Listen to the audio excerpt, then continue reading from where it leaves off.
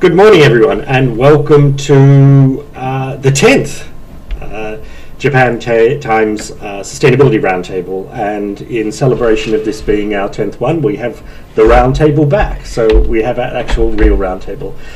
Today it's the 7th of July, which in Japan is the Tanabata Festival. And we're very lucky today to be able to discuss a subject which we actually haven't covered before, but it's an incredibly important subject in terms of sustainability. And we're going to be talking about fashion with fashion entrepreneur Haruka Sugihara. Haruka, welcome.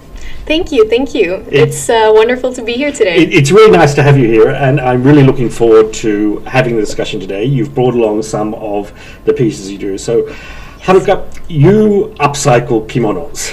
Correct. Okay, we'll talk about that in a little bit. Mm-hmm. You know, as I was thinking this morning, as I was coming into the studio, on the issue of fashion sustainability, and I was thinking that the last roundtable we did with Saina Chiba, she had this wonderful word which I've just fallen in love with. She called our generation, or my generation, the Ziploc generation.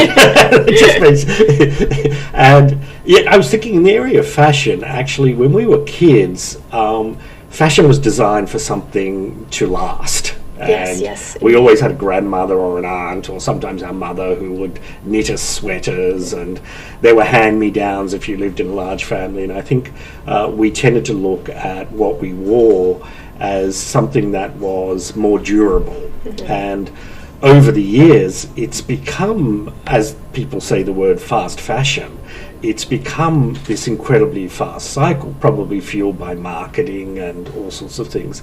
So how do you view that as a young person in Japan who's working in the fashion area?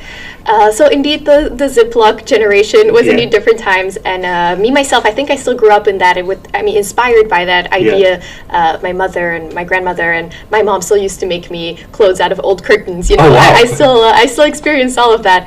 But indeed, over the time, I think with the influence of marketing and social media, the fast fashion sector has really established, and us young people nowadays, I'm a Gen Zer. Us Gen Z people, we're becoming so used to consuming content so quickly. For example, YouTube, Instagram, TikTok.